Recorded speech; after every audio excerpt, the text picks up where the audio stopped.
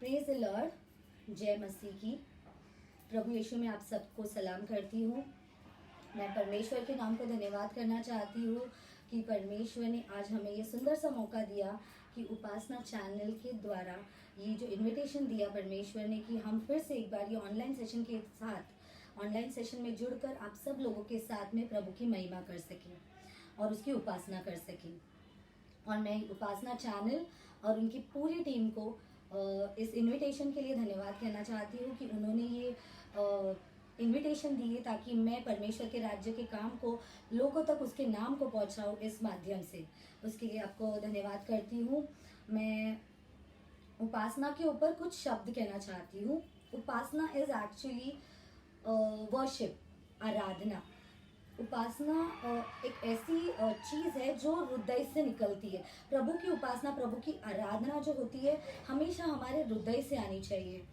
मैं तब तक परमेश्वर की आराधना नहीं कर पाती थी जब तक मैंने परमेश्वर के प्रेम को नहीं चखा था।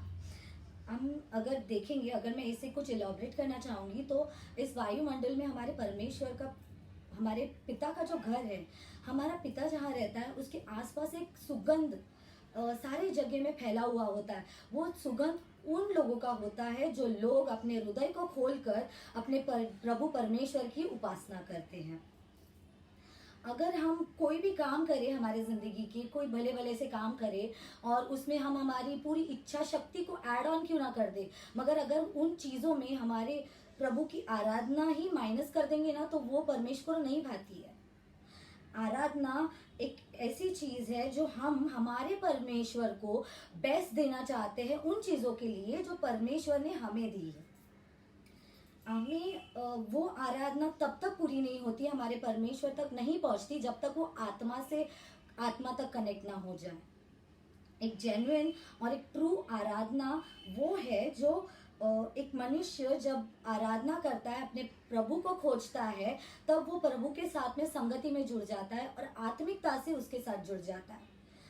आई विल से दैट जब हम आराधना करते हैं हमारे परमेश्वर की तो हमारे स्पिरिट बोलता है और हमारा स्पिरिट परमेश्वर से मिलता है उस समय। मैं तो ये कहूँगी, मेरा ये मानना है कि जो कोई इस पृथ्वी पर मनुष्य है, जो स्त्री या पुरुष कोई भी क्यों ना हो, अगर वो हमारे परमेश्वर की आराधना के लिए आज इस पृथ्वी पर तैयार नहीं है ना तो वो आगे चल के अपने हेवन में जाने के लिए बिल्कुल रेडी नहीं है। Psalms 29:2 में क्लियरली लिखता है भजनकार कि आइए हम परमेश्वर के नाम की महिमा करें। मत्ती रचित सुसमाचार में 4 अध्याय के 90 वचन में वहां पे मत्ती लिखता है हम दंडवत करें और हमारे परमेश्वर की आराधना करें। मैंने कुछ चंद शब्द लिखे हैं इस उपासना के ऊपर और ये डेडिकेट करना चाहती हूँ मेरे परमेश्वर को। वो कुछ ऐसे है। मार सहे क्रूस चढ़े रक्त बहे कुछ न कहे, मार सहे क्रूस चढ़े रक्त बहे कुछ न कहे, कृपा तेरी मुक्ति मेरी तेरा वचन साथ रहे, कृपा तेरी मुक्ति मेरी तेरा वचन साथ रहे, पापन से मेरे प्रभु प्रीत तेरी न्यारी, पापन से मेरे प्रभु प्रीत तेरी न्यारी, फूल उठे मन में मेरे प्रेम की फुलकारी तेरे ही उपासना से। आइए हम प्रार्थना करते हैं। धन्यवाद स्वर्गीय विराजमान परमेश्वरा, पिता परमेश्वर, आज इस लाइव सेशन के द्वारा जो कोई देख रहे हैं, जो कोई सुन रहे हैं या आगे चल के जुड़ेंगे या ऑफलाइन के द्वारा क्यों ना जुड़े परमेश्वर, इस सेशन के द्वारा परमेश्वरा, हम सब लोग एक मन होके आपके सामने ये आराधना की भेंट पूरे मन से, हृदय की गहराई से और आत्मा की सच्चाई से आपके चरणों में अर्पित करती हूँ मेरे परमेश्वरा। आपका वचन कहता है मेरे लॉर्ड कि आप एक सच्चे आराधक को ढूंढ रहे हैं मेरे परमेश्वरा। पिता परमेश्वर, आप उस आराधक को ढूंढ रहे जो अपने मन के डीप मन से और आत्मा के सच्चाई से आपके लिए आराधना करता है। हाँ परमेश्वर, ये छोटी सी आराधना की भेंट आपके चरणों में चढ़ाती हूँ, इसे सुन और स्वीकार कर मेरे राजा। जी उठा जी उठा जी उठा जी उठा जी उठा जी उठा जी उठा जी उठा, मौत से लड़के मौत से लड़के कब्र पे पाई फतह, जी उठा जी उठा, इब्ने खुदा जी उठा, जी उठा जी उठा, इब्ने खुदा जी उठा। बस्ती बस्ती कूचा कूचा, नगरी नगरी खबर, खुशखबरी ये सबको सुनाओ, खाली है उसकी कब्र, खाली है उसकी कब्र। मेरे लिए मेरे यीशु ने जान दी, मेरे लिए मेरे यीशु ने जान दी, मेरे लिए जी उठा जी उठा जी उठा, इब्ने खुदा जी उठा, जी उठा जी उठा, इब्ने खुदा जी उठा। उसने वादा जो किया था देखो पूरा हुआ, फिर से बना ली है इकली उसने, जिसको दिया था गिरा, जिसको दिया था गिरा। होकर जिंदा मेरे मसीह ने, होकर जिंदा मेरे मसीह ने, दी है कुदरत दिखा, जी उठा जी उठा, इब्ने खुदा जी उठा, जी उठा जी उठा, इब्ने खुदा जी उठा। मौत से लड़के, मौत से लड़के कब्र पे पाई फतह, जी उठा जी उठा, इब्ने खुदा जी उठा। रूह की बारिश बरसा चाहती है, खुदावन की शिफाती है, खुदावन की शिफाती है। रूह की बारिश बरसा चाहती है, खुदावन की शिफाती है, खुदावन की शिफाती है। प्रेम की बरसा बरसा चाहती है, खुदावन की शिफाती है, खुदावन की शिफाती है। शिफा का मुंबा यीशु मसीहा, छूने का उसको वक्त है ये, अपने ईमान से उसके लहू से पापों से धुलने का वक्त है ये। शिफा का मुंबा यीशु मसीहा, छूने का उसको वक्त है ये, अपने ईमान से उसके लहू से पापों से धुलने का वक्त है ये। रूह की बारिश बरसा चाहती है, खुदावन की शिफाती है, खुदावन की शिफाती है। कोड़े भी खाए तेरे लिए ही वो सूली चढ़ा, कुचला गया वो तेरे लिए, तेरी शिफा को ये सब सहा। कोड़े भी खाए तेरे लिए ही वो सूली चढ़ा, कुचला गया वो तेरे लिए, तेरी शिफा को ये सब सहा। रूह की बारिश बरसा चाहती है, खुदावन की शिफाती है, खुदावन की शिफाती है, खुदावन की शिफाती है, खुदावन की शिफाती है। मैंने कुछ करनी है बात,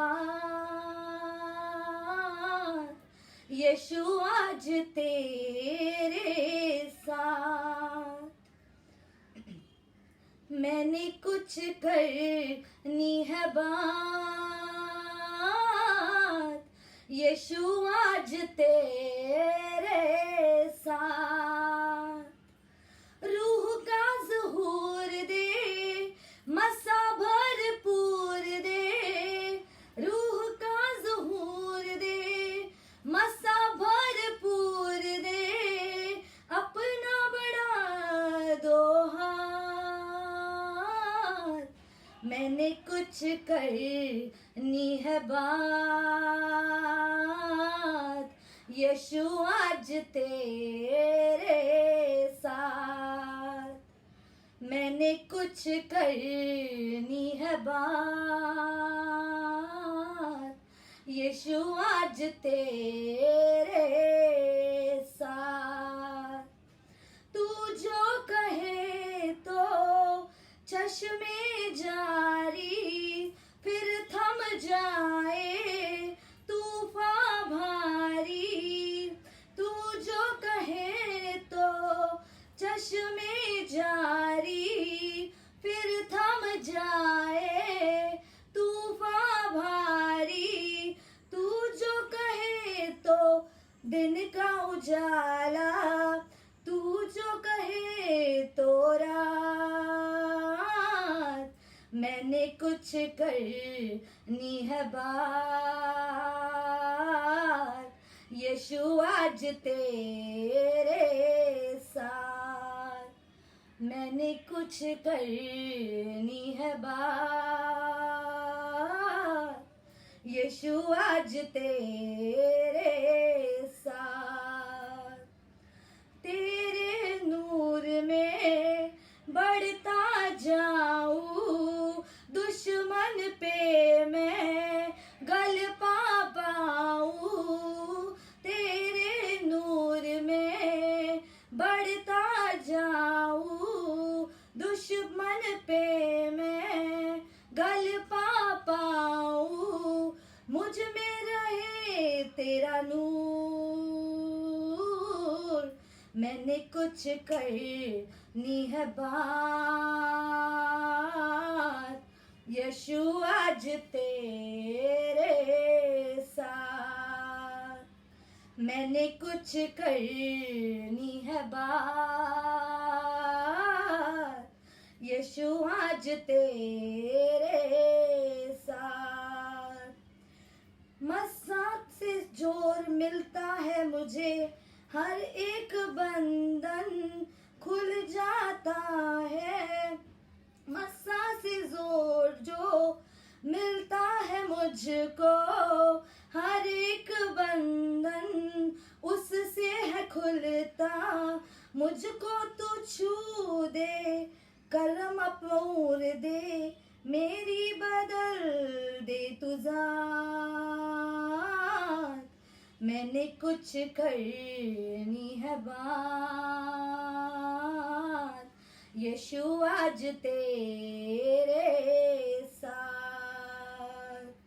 मेरी बदल दे तू जात, यीशु आज करनी है बात। मुझे कुछ करनी है बात,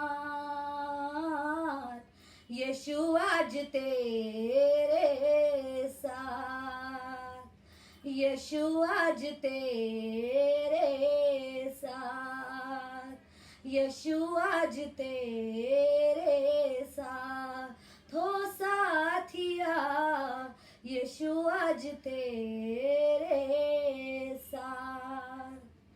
धन्यवाद हो परमेश्वर, धन्यवाद मेरे स्वर्गीय परमेश्वर, मेरे खुदाया।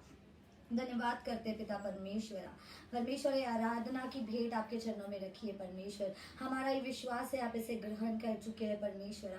पिता परमेश्वर आगे का समय, हाँ परमेश्वर, आज हम आपसे ये आराधना के द्वारा आपसे पूछ रहे हैं, परमेश्वर कुछ बात करना चाहते हैं। और आज हम ये सुनना चाहते हैं कि आप इस वचन के द्वारा हमसे क्या बातें करना चाहते हैं मेरे परमेश्वर। होने दे परमेश्वर, आज इस वचन के द्वारा परमेश्वर तेरी बातें जो तू इस विषय से परमेश्वर मुझसे और तेरे लोगों से बातें करना चाहता है मेरे राजा, वो बता और उन्हें समझा परमेश्वर। आज तू क्या कहना चाहता है परमेश्वर। पिता लॉर्ड, तेरी उपस्थिति को मांगती हूँ आगे आने वाले भले से मुख में राहों पर हर एक वचन तेरे स्वर्ग की ओर से है परमेश्वरा। हाँ परमेश्वर, सारा आगे का समय आपके हाथों में सौंपती हूँ। आज आप हम सब से बातें कीजिए और हमारे लाइफ में कार्य कीजिए परमेश्वरा। सारा आदर मान महिमा यीशु के नाम को देती हूँ और कहती हूँ आमीन आमीन। Praise the Lord. आज हमारा विषय है व्हेन गॉड सेज नो। तो जब परमेश्वर हमें मना कर देता है कोई चीज़ के लिए, हम सब लोग जानते हैं, हम किसी को भी ये पसंद नहीं है कि हमें हमारे ज़िंदगी में ना सुनना पड़े कभी। जैसे कोई भी चीज़ हो, स्पेशली अगर हम प्रार्थना कर रहे हैं कोई चीज़ के लिए, शिद्दत से हम परमेश्वर के पास मांग रहे हैं, दिन रात उसके लिए उपासना कर रहे हैं, पर प्रभु से कह रहे हैं कि प्रभु मेरी ये डिज़ायर है, परमेश्वर मैं ये चाहती हूँ कि आप मुझे ये चीज़ दो क्योंकि मेरे लिए ये अच्छी है, मुझे ये पसंद है और मुझे ये चाहिए। इसके लिए जब हम मांगते हैं परमेश्वर के पास प्रार्थनाओं में, तब परमेश्वर कई कई समय पे कोई कोई बातों पे हमें ना करके जवाब देता है। हमें किसी को भी, जैसे हम देखते हैं छोटे बच्चे, उनको हमेशा वो होता है, एक इच्छा होती है उन्हें कि मेरे माता पिता मेरी कोई भी इच्छा को मना ना करे, मुझे किसी चीज़ के लिए मना ना करे। वो ऐसे डिमांड्स करते हैं, मुझे चॉकलेट दे दीजिए, ये दे दीजिए, वो दीजिए, और उनके पेरेंट्स अगर उनको ना दे तो उन्हें बुरा लग जाता है। हालांकि ये सिर्फ बच्चों के साथ नहीं है, हमारे साथ भी है। हम लोग जो बड़े हो चुके हैं, हम लोग भी ये ना सुन ही नहीं सकते। ये जो ना जो फैक्टर है किसी भी चीज़ के लिए, जो चीज़ हमें चाहिए और कोई वो हमें ना दे, हम जो चीज़ के लिए पूछ रहे हैं, हमेरी वो हक है, हमें वो चाहिए, वो चीज़ अगर हमें ना मिले तो हम उदास हो जाते हैं। हम कई कई बार प्रार्थना करते हैं, मांगते रहते हैं, हम उपवास प्रार्थना करते हैं, हम अलग अलग तरीके से प्रार्थना करते हैं, उपवास प्रार्थना आदि, मध्य रात्रि की प्रार्थना करते हैं, वचन के आधार पे प्रार्थना करते हैं, पर हम काफ़ी बार ये कहते हुए पाते हैं लोगों को कि हमारे प्रार्थनाओं के उत्तर मिल गए, और कोई कोई लोग कहते हैं कि हमारे प्रार्थनाओं का उत्तर अब तक नहीं मिला है, जबकि परमेश्वर स्पष्ट रूप में हर एक प्रार्थना का उत्तर देता है। जबकि उन प्रार्थनाओं के जो लोग कहते हैं कि हमें उत्तर नहीं मिला है, उसका उत्तर परमेश्वर ऑलरेडी दे चुका होता है, एक नाम है। पर हम एक्सेप्ट ही नहीं करना चाहते कि परमेश्वर जो हम चीज़ मांग रहे हैं तो हमें नहीं बोल रहा है उस चीज़ के लिए, हम वो मानना ही नहीं चाहते। कोई कोई चीज़ों में परमेश्वर बहुत स्ट्रांगली हमारी प्रार्थना विनतियों को लिटरली ना में कह देता है, मैं नहीं दूंगा तुझे बेटा, मैं नहीं दूंगी तुझे बेटी, मैं तुझे दूंगा नहीं बेटी। हम ये चाहते हैं कि ये परमेश्वर का ना का मतलब ऐसा नहीं है कि परमेश्वर हमसे प्रेम नहीं करता है, परमेश्वर हमारी केयर नहीं करता, या परमेश्वर वो नहीं चाहता है कि हम जो चाहते हैं वो हमें ना मिले, या हमें वो मुसीबतों में देखना चाहता है। पर आज हमें ये समझना है, अगर हमारा परमेश्वर हमें ना कह रहा है कोई चीज़ के लिए, तो उस ना के अंदर क्या छुपा है, आज हम वो समझने की कोशिश करेंगे। हम लोग बहुत अलग अलग रीति से हमारी ज़िंदगियों में ऐसे ऐसे क्षेत्रों के लिए, कोई कोई चीज़ों के लिए, जैसे हमारे जॉब के लिए, हमारे करियर के लिए, हमारे बिजनेस के लिए, अब्रॉड जाने के लिए, हमारे ज़िंदगियों में अलग अलग चीज़ों की प्रार्थना रिक्वेस्ट रखते हैं परमेश्वर के सामने। पर परमेश्वर हमारी इतनी डिज़ायर होने के बाद भी, हम बार बार मांगने के बाद भी परमेश्वर हमें ना देता है, नहीं देता है वो चीज़ें। हमारे जिंदगियों में कई कई क्षेत्रों में परमेश्वर को ना बोलने की इसलिए जरूरत पड़ती है कि वो उसे हमें जो बेस्ट चीजें देनी है, वो हमारे जिंदगियों के वो एरियाज के द्वारा वो हमारे जिंदगियों में प्रकट करे। उत्तम से उत्तम चीज देना चाहता है परमेश्वर हमें। अगर हम दूसरे कोरिन्थियों का 12वें अध्याय का 7वां वचन पढ़ेंगे, वहां पे पौलुस लिखता है, और उसी लिए कि मैं प्रकाशों की बहुतायत से फूल न जाऊं, मेरे शरीर में एक कांटा बोया गया है, अर्थात शैतान का एक दूत कि मुझे घूसे मारे ताकि मैं फूल ना जाऊं।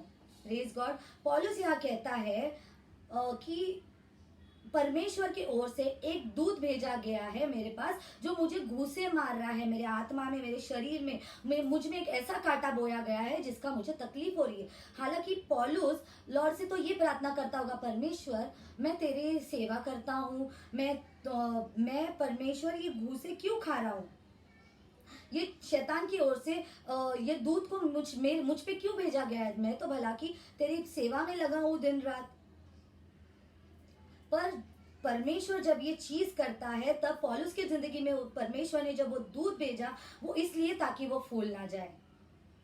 हम हमारे जिंदगियों में हर एक जन ब्लेसेड है, कोई ना कोई अलग अलग रीजन्स में, कोई वर्शिप में ब्लेसेड है, कोई अपने जिंदगी में, कोई फाइनेंशियली ब्लेसेड है, कोई गिफ्ट्स में ब्लेसेड है। पर जब हम वो ब्लेसेड गिफ्ट्स के साथ में हम प्रोग्रेस कर रहे होते हैं, हम सक्सेस पे पहुंच जाते हैं, हमारे जाने अनजाने में ऐसा हो जाता है कि एक विश घुल जाता है, प्राइड का विष घुल जाता है, जो हमें पता ही नहीं चलता है उस समय में। वो चीजों से हम फूल ना जाए, इसके लिए परमेश्वर वो कार्य होने देता है। वो इतना हो जाता है कि हम हमारे ब्लेसिंग्स के साथ साथ वो चीजें हमारे लाइफ में कार्य करने लग जाती है और हमें पता भी नहीं चलती है। और वन ऑफ अ सडन ऐसा हो जाता है कि अचानक से सारी चीजें हमारे आसपास की चेंज हो जाती है। हमें इतना भारी भारी सा लगने लग जाता है कि सारे लोग हमसे इतनी तकलीफ क्यों होने लगी है लोगों को हमसे, हमें ये इतना भारी भारी क्यों लग रहा है, ये इतनी तकलीफ दे क्यों हो रहा है। ये हर चीजें, कोई चीज करने जाते हैं वो चीजें बहुत तकलीफ दे हो जाती है।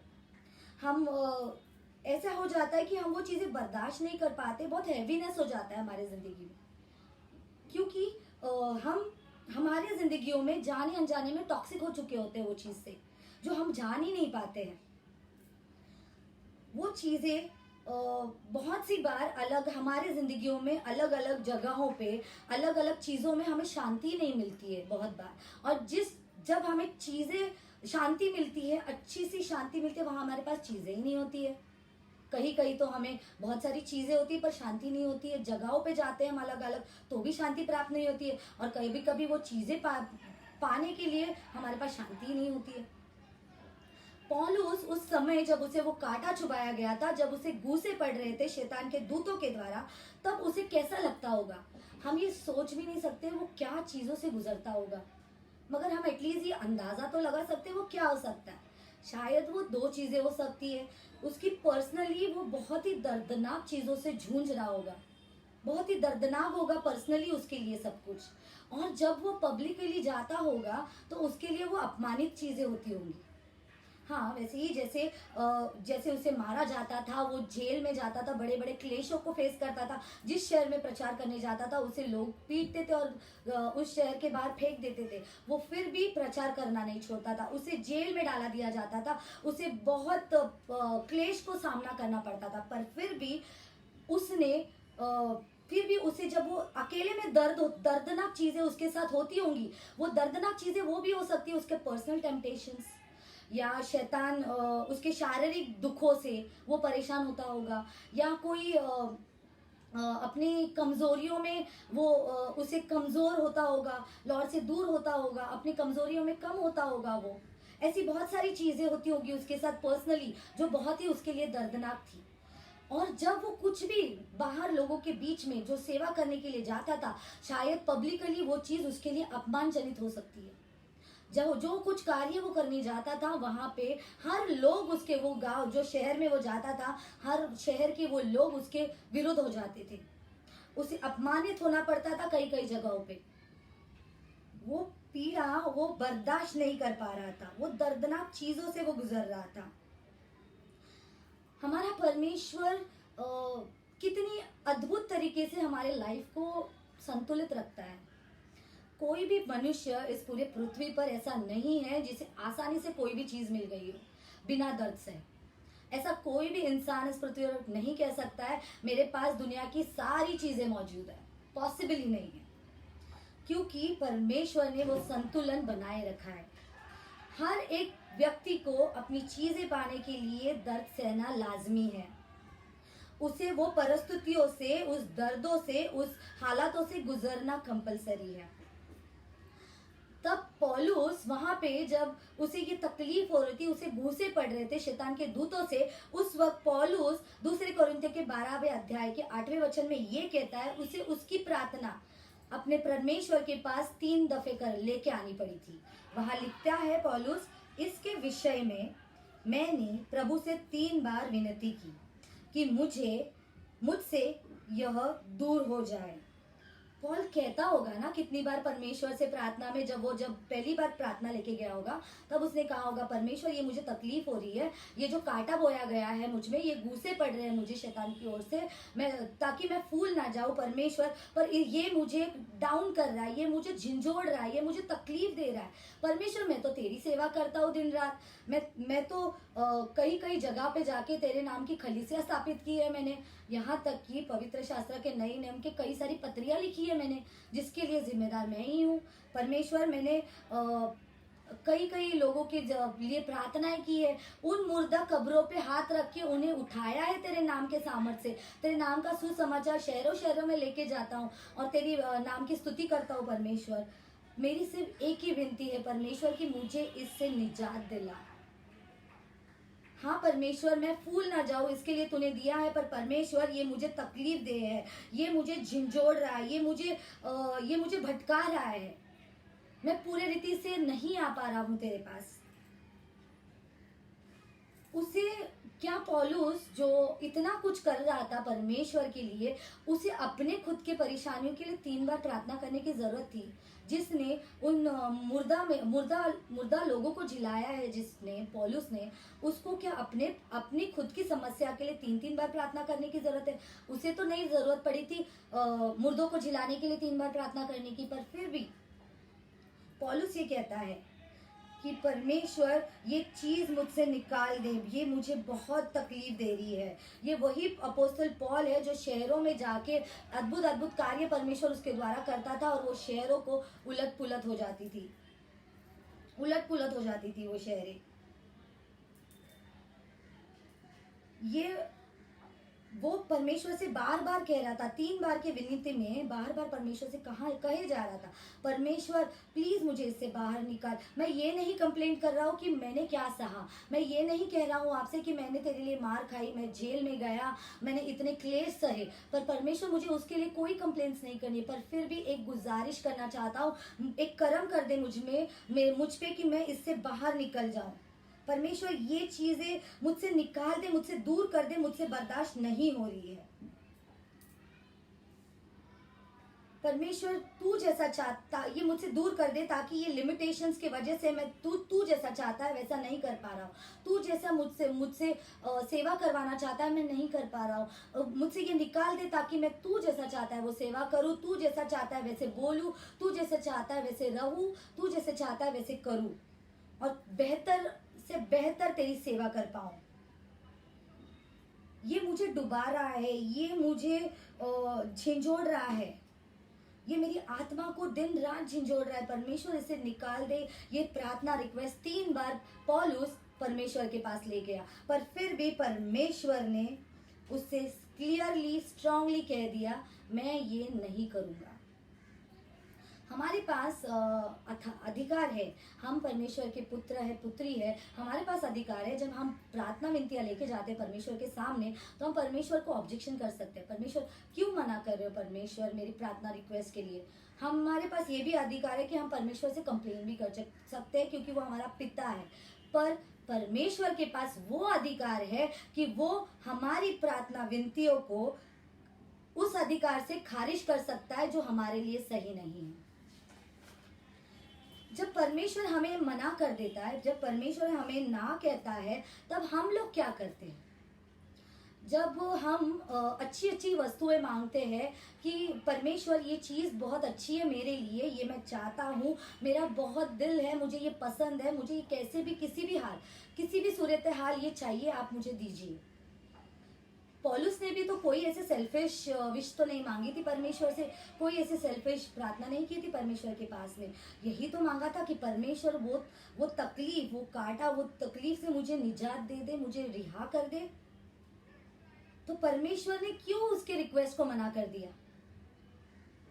हम भले से आज आप और मैं भले से हम प्रार्थना पे प्रार्थना करते रहते, उपवास प्रार्थना करते हैं, हम वचन को पकड़ के प्रार्थना करते हैं, हम परमेश्वर की इच्छा के अनुसार करने की कोशिश करते हैं, हम उस पर ट्रस्ट करते हैं और उससे मांगते हैं।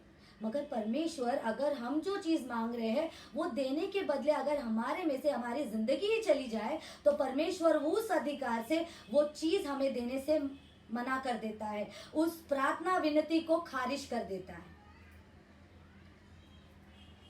जो अपोस्तल पॉल जिसने नया नियम की इतनी सारी पत्रियां लिखी है, जो पवित्र शास्त्र आज हम पढ़ते हैं, वो अपोस्तल पॉल ने लिखा है। ऐसे इंसान को परमेश्वर मनाही कैसे कर सकता है?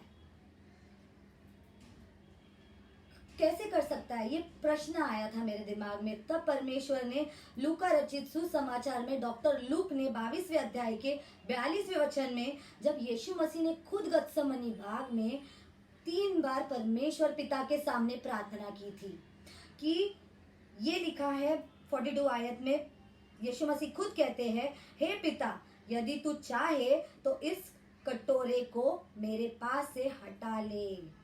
परमेश्वर जो खुदा का बेटा था, परमेश्वर यीशु मसीह जो प्रिय पुत्र था परमेश्वर का, परमेश्वर की इच्छा से आया था, परमेश्वर की इच्छा पे चलता था, पवित्र था, ऐसे परमेश्वर पे भरोसा रखता था, उस पुत्र ने भी परमेश्वर के पास 3 बार प्रार्थना विनतियां लेके आया था।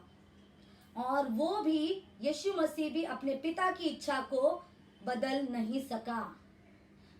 परमेश्वर ने 3 बार यीशु मसीह की भी प्रार्थना रिक्वेस्ट को खारिज किया। तब यीशु खुद कहते हैं, आगे हम अगर पढ़ेंगे 42 में, यीशु मसीह ने तब खुद कहा, तो भी मेरी नहीं परंतु तेरी इच्छा पूरी हो।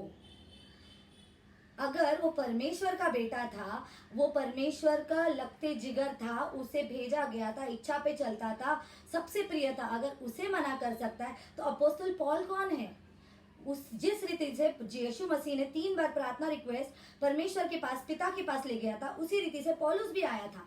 और पौलुस को परमेश्वर ने क्लियर वर्ड्स में कह दिया, मैं नहीं करूंगा। जवाब दे दिया। क्यों दिया ना उसे जवाब? क्योंकि वो उसे बताना चाहता था, मेरा अनुग्रह तेरे लिए काफी है। लॉर्ड हमसे कई बार ये कहते हैं, हमसे नहीं, पॉल से भी कह रहे थे उस वक्त, कि कई बार वो उस समय में पॉल से ये कह रहे थे परमेश्वर की, मैं तुझ पे और बोझ डालूंगा, ये जो कांटा तुझ में बोया गया है ना, ये और तुझे तकलीफ देगा, वो बहुत दर्दनाक होगा, तुझे दर्द सहना पड़ेगा, तुझे तकलीफें बर्दाश्त करनी पड़ेगी। मैं ये जानता हूँगा कि तू तकलीफों से गुजरने वाला है, मुझे ये पता होगा तू इतना परेशान हो जाएगा कि तू उसे हैंडल नहीं कर पाएगा। मैं ये जानता हूँ कि तेरे बस का नहीं है वो चीजें, तुझे तकलीफ हो रही है, तू उसे छोड़ के भाग जाना चाहता है, तू उसे और बर्दाश्त नहीं कर पा रहा है। परमेश्वर ये जानता है कि हम ये भी महसूस करेंगे कि हम पूरी तरह से संतुलन खो रहे हैं इस परिस्थितियों में, पर फिर भी परमेश्वर कहता है, मैं इसे नहीं रोकूंगा। परमेश्वर 3 बार ना कहने के पीछे यही रहस्य है, यही कहना चाहते थे पौलुस को कि ये मैं नहीं रोकूंगा, मैं तुझसे ये नहीं निकालूंगा, और जो तुझे चाहिए मैं तुझे वो कभी नहीं दूंगा, क्योंकि मेरा अनुग्रह ही तेरे लिए काफी है। Praise God, hallelujah. मैं मेरी जिंदगी का अगर बताऊंगी तो कुछ ऐसा कहना चाहूंगी कि मैं आज तक जो जिंदगी जी रही हूँ परमेश्वर के अनुग्रह से है। मैंने बहुत सारी चीजें फेस की मेरी जिंदगी में, पर उसमें भी मेरे परमेश्वर का अनुग्रह था जो मैं आज तक सस्टेन कर पाई हूँ। हर एक चीज, हर एक परिस्थिति, एक ऐसा समय था जहाँ मैं रोती थी, बिलखती थी, कुछ परिस्थितियों से गुजरती थी, पर परमेश्वर का अनुग्रह उस समय भी मेरे साथ था। मेरे हर परिस्थिति, हर स्थिति, मेरे हर लोगों में, मेरे हर प्रॉब्लम्स में परमेश्वर का अनुग्रह मेरे साथ था। हमें हर इंसान को हर एक अपने डे टू डे लाइफ में कोई ना कोई ऐसा समय आता है, उसे वो परिस्थिति से गुजरना होता है। मे बी आज मेरे पास घर नहीं है, आज मे बी मेरे पास पैसे नहीं है, आज मे बी मेरे पास ऐशो आराम वाली जिंदगी नहीं है, आज मे बी मेरे पास हस्बैंड नहीं है, आज मे बी मेरे आसपास कोई दोस्त नहीं है, आज मे बी मेरी फिजिकली फिट ना हो, पर फिर भी इन सारी चीजों से ऊपर मेरे पास एक ही चीज है, वो परमेश्वर का अनुग्रह। हम जब तकलीफों से गुजरते हैं, बहुत सारा पेन होता है। मैं कई कई बार जब बीमार पड़ जाती हूँ तो मैं जगह से उठ नहीं पाती हूँ, काफी पेन में होती हूँ, और तब कोई पास नहीं होता है मेरे। तब मुझे सिर्फ एक ही वचन याद आता है, वो वचन है जो मुझे उस समय याद आता है जब मैं अकेली होती हूँ और दर्द में कराती होती हूँ और रोती बिलखती होती हूँ। वो वचन है व्यवस्था विवरण 33वां अध्याय 25वां वचन, जिसका सेकेंड हाफ कहता है, जैसे तेरे दिन वैसे तेरी शक्ति हो। जितने संकट के तुम्हारे दिन होंगे, उतने ही ज्यादा से ज्यादा तुम्हें अनुग्रह मिलेगा। जितनी कठिन तुम्हारी परीक्षा होगी, उतना ही ज्यादा से ज्यादा तुम्हें परमेश्वर सामर्थ से भरेगा। ये वचन मुझे अच्छे दिनों में, जब मैं अच्छी होती हूँ, सेहत से हेल्थी होती हूँ और परेशानी नहीं होती है मेरे पास, तब मुझे याद नहीं आते। ये वचन मुझे सिर्फ और सिर्फ उस वक्त याद दिलाता है कि तू उस समय में, जिस समय तेरा समय खराब है, उस समय तेरे पास दुगना सामर्थ्य प्रभु प्रोवाइड करेगा उसके अनुग्रह के द्वारा। पौलुस कहता है कि पौलुस कई बार ये बात कहता है कि इतनी सारी चीजें उसके साथ हो रही थी, 3 बार परमेश्वर ने उसे मना कर दिया, पर पौलुस ने उस समय क्या करना चाहा। पौलुस वहां पे कहता है कि मैं भले से कितना ही क्लेश क्यों ना हो मेरे परमेश्वरा, मैं तेरी महिमा करूंगा। क्योंकि मैं इसलिए तेरी महिमा करूंगा क्योंकि जिस दिन से मैंने ये शुरुआत की, ये समझने के लिए कि हर क्लेश के समय में ये मेरे लिए एक संकेत है कि तेरा अनुग्रह मुझे इन सारी चीजों से पार कराएगा। पौलुस यहाँ कहता है, परमेश्वर तू मुझे ऐसी कोई चीजों से नहीं गुजरने देगा जो चीजों के लिए मैं योग्य नहीं हूं, मैं क्वालिफाइड नहीं हूं, जो चीजों के लिए मैं सक्षम नहीं हूं, जिसे मैं हैंडल ही नहीं कर सकता हूं। अगर मैं कर भी नहीं पाऊंगा तो भी मैं तेरी महिमा करूंगा मेरे परमेश्वर। उस समय में पौलुस के बारे में लिखा गया है पत्रियों में, हमारे नए नियम में लिखा गया, कितनी सारी पत्रियों में पौलुस के बारे में, उस जब क्लेश के समय में उसे इतनी तकलीफों से गुजरना पड़ता था। लोग उसे मारते थे, पीटते थे, गांव के बाहर फेंकते थे, जेल में डालते थे। इतनी तकलीफों में भी वो आनंदित रहता था। कैसे पॉसिबल है? वो बंदा जो इतनी तकलीफें सह रहा है, दर्द से खून में लथपथ है, जेल में पड़ा हुआ है, लोग उसके विरुद्ध है, दुश्मन हो गए, उसे मार रहे, पीट रहे, क्लेश भोग रहा है, फिर भी आनंदित कैसे रह सकता है कोई? पर पौलुस इसलिए आनंदित था क्योंकि उसने अपना पूरा भरोसा परमेश्वर यहोवा पे रखा था। वो अपना पूरा भरोसा परमेश्वर पे रखता था। हम ये जानते हैं कि लॉर्ड जैसे जोब के जिंदगी में जो परीक्षाएं उसको आई थी, उसका सब कुछ छिन गया था, उसके बेटे, उसकी प्रॉपर्टी, उसके घर जल गया था, सब कुछ चले गया था, उसकी सेहत तक उसे छिन गई। हर चीजें शैतान कभी कभी परमेश्वर उसे अलाउ करता है ताकि हम फूल ना जाए उस क्षेत्रों में, ताकि वो इस रीति से, सुंदर रीति से हमारी जिंदगियों को बैलेंस कर रहा होता है, ये चीजें करके, हमें मना करके।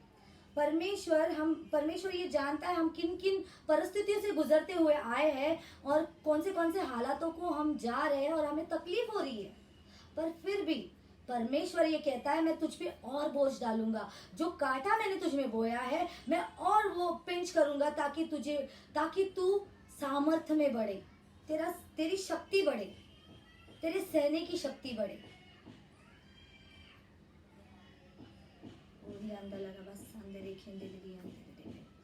हम हमारी जिंदगियों में ये नहीं कह सकते हमने मसीहत को अपना लिया है तो हमारी जिंदगी बड़ी आसान हो जाएगी।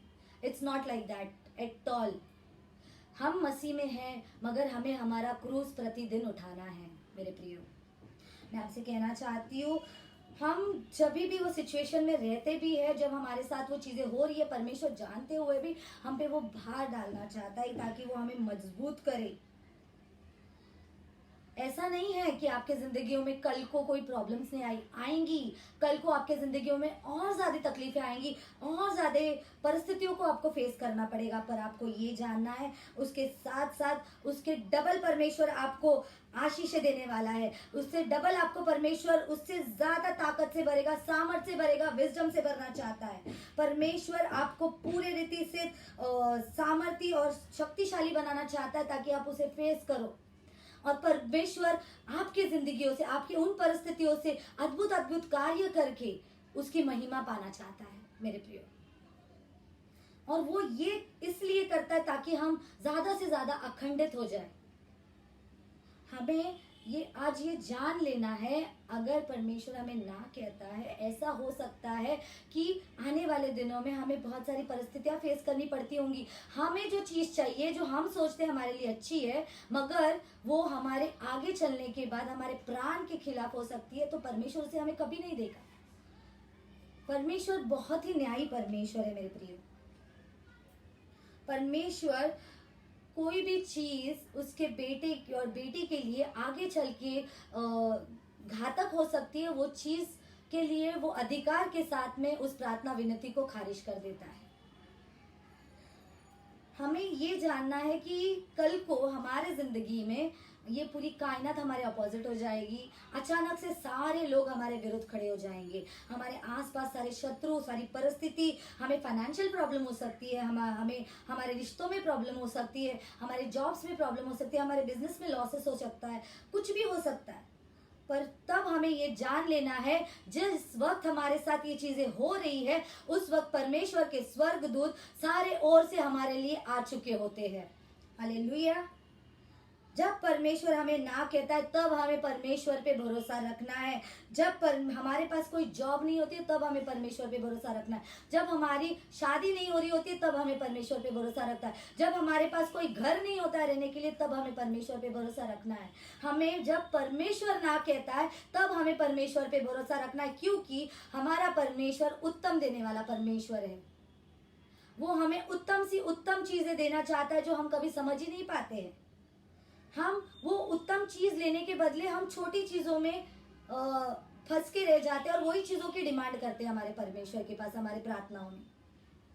जब परमेश्वर ना कहता है, तब ये समझना है आपको, उस समय जितनी कठिन आपकी परीक्षा, उतना ही ज्यादा आपको सामर्थ्य देता है आपका परमेश्वर। जितनी कठिन आपका समय, आपके दिन होंगे, उतना ही सामर्थ्यशाली उसका अनुग्रह देगा वो, उतना ही सामर्थ्यशाली कार्य आपके जिंदगी में होता है। पर प्रभु कहता है, सिर्फ हमें मेरे प्रियो परमेश्वर पे भरोसा करना है। ये भरोसा करना है कि उसका अनुग्रह ही हमारे लिए काफी है। His grace is sufficient for us।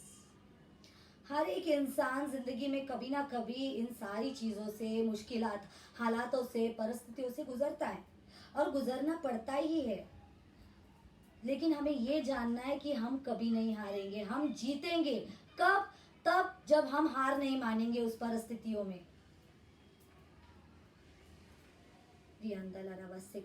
हम जब मुसीबत में पड़ जाते हैं, तब हम ये सोचते हैं कि हमें कौन इंसान मदद करेगा। हम इंसान के पास दौड़ के चले जाते हैं, ये इंसान मुझे मदद करेगा, ये चीज हमें मदद करेगी, ये चीज हमें उस परिस्थितियों से निकालेगी। कोई मोटिवेशन, कोई एनकरेजमेंट हमारे जिंदगी में काम नहीं आता है। हम कुछ भी करें, हमारा पैसा तक हमें वो मुसीबत के समय में काम नहीं आता है मेरे प्रियो। उस मुसीबत के समय में जब हम उस मुसीबत को फेस कर रहे होते हैं, हमें ये जानना जरूरी है कि इन सारी चीजों में ज्यादा से ज्यादा हमारे लिए जो खाना है, हमारी आत्मा को जो खिलाता है, हमारी हर लड़ाई में हमारे लिए आगे होके लड़ता है, हमारे वो बोने वाले की बीज है वो, और खाने वाली के लिए वो रोटी है। वो उनके लिए है जो परमेश्वर के नाम पे, उसके काम पे भरोसा रखते हैं मेरे प्रियो, जो उसके वचनों में डुबकी लगाना चाहते हैं और उस पे भरोसा रख के धीरज से रुके रहना चाहते हैं कि परमेश्वर हालात कुछ भी हो, तू भले से मना कर दे हमें, पर हम तुझ पे भरोसा करेंगे, तेरे वचनों को पकड़ के चलेंगे। लॉर्ड आज हम सब से यही कहना चाहता है इस फेसबुक लाइव सेशन के द्वारा कि उसका अनुग्रह ही हमारे लिए काफी है। हमेशा उस पे तब हमें निर्भर होना है जब हमारे हालात खराब है। अच्छे समय में भी होना है, उस समय में हमें गिव अप नहीं करना है। उस समय में हमें परमेश्वर पे कंप्लीटली हमारे जिंदगियों के लिए, हमारे जिंदगियों के हर एक क्षेत्रों के लिए, हमारे लाइफ के डिसीजंस के लिए, हमारे छोटे से छोटे निर्णय से लेके बड़े से बड़े निर्णय के लिए, हमारे जिंदगी की चीजों के लिए, ड्रीम्स के लिए, डिजायर्स के लिए परमेश्वर पे भरोसा करना है। मेरा परमेश्वर ये कहता है कि जब हम पूरी रीति से उस पर भरोसा करते हैं तब वो शैतान को हमारे जिंदगियों में कार्य करने के लिए नहीं अलाउ करता है, कभी अलाउ नहीं करता है वो। आज ये फेसबुक लाइव सेशन के द्वारा परमेश्वर यही जाहिर करना चाहता है कि परमेश्वर के हर नाम में उसकी सामर्थ, उसका अनुग्रह छुपा है, क्योंकि वो हमें बहुत प्यार करता है। हम भले से पानी से गुजरे, आग से गुजरे, कितनी भी तकलीफों से गुजरे, पर हमें ये जान लेना है कि हमारा परमेश्वर हमारे साथ हर एक परिस्थितियों में, हमारे बीच में, हमारे उस परिस्थिति के बीच में हमारा हाथ थामे खड़ा है। वो हमारी केयर करता है, वो हमें प्रेम करता है, वो हमें उत्तम से उत्तम चीजें देना चाहता है।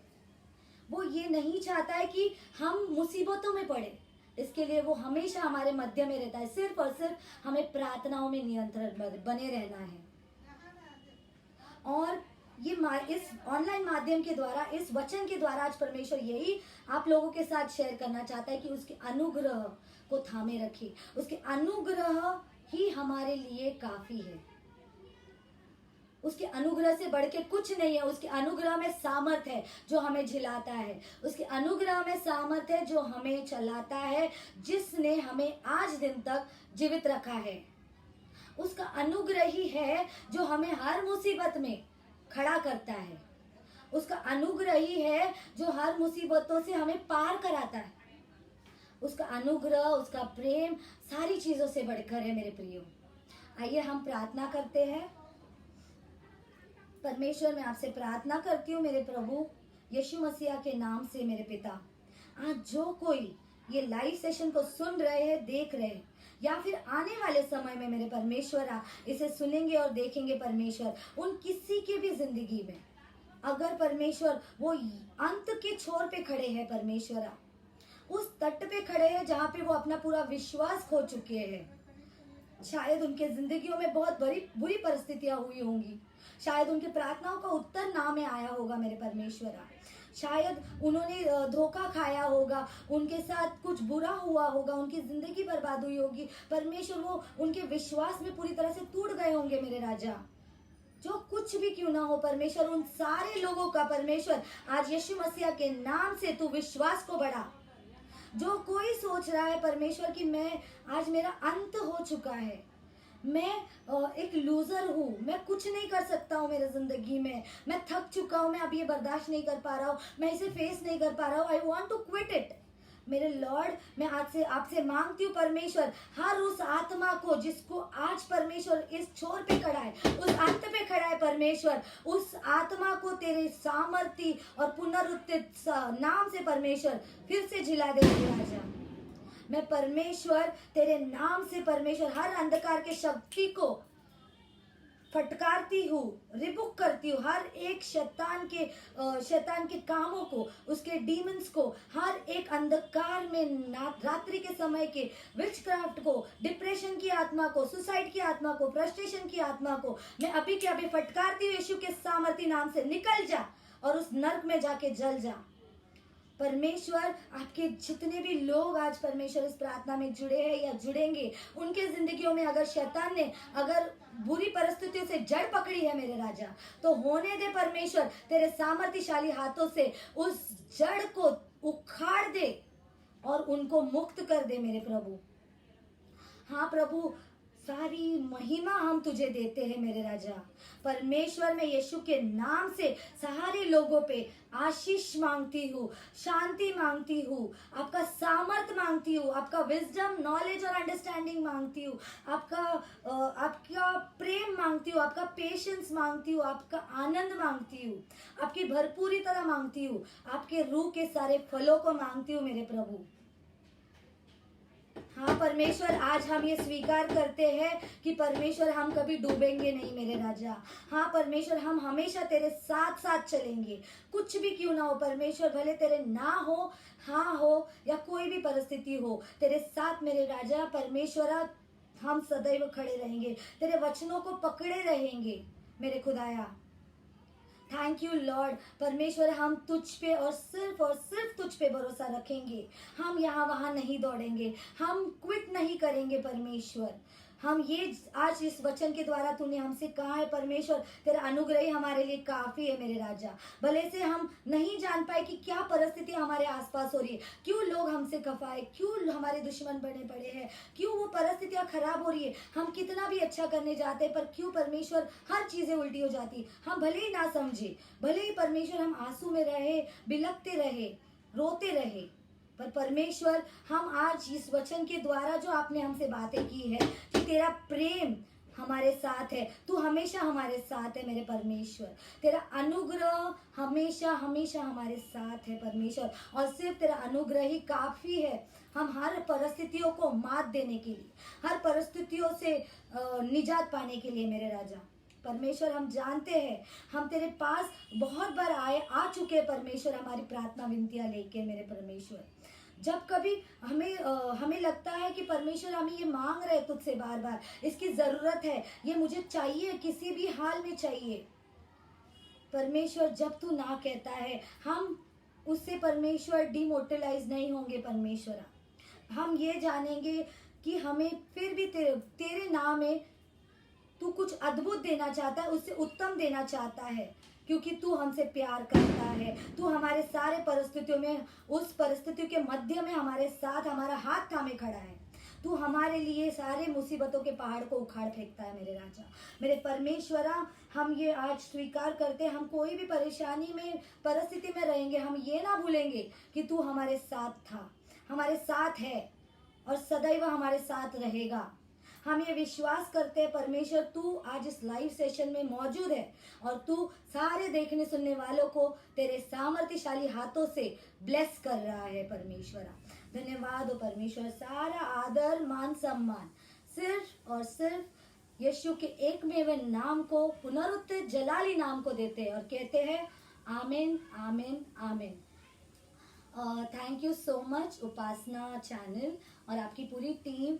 मैं आपके लिए प्रभु यीशु मसीह के नाम से आपके सेवकाई के लिए मांगती हूँ, जो आप प्रभु का नाम, उसकी सेवा, उसके राज्य की सेवा आपके चैनल के द्वारा उसके नाम को फैला रहे हैं। मैं मांगती हूँ यीशु के नाम से आने वाले दिनों में आपका चैनल परमेश्वर के वचनों को इस पृथ्वी के कोने कोने के छोर छोर तक लेके जाए। ये आशीष मैं आपके चैनल और आपकी पूरी टीम के सेवा के ऊपर मांगती हूँ और आपको धन्यवाद करती हूँ हमें इनवाइट करने के लिए। आप सब लोगों को praise the Lord, big big big God bless you. अब इजाजत चाहती हूँ। प्रेज द लॉर्ड, दुआ में याद रखिएगा।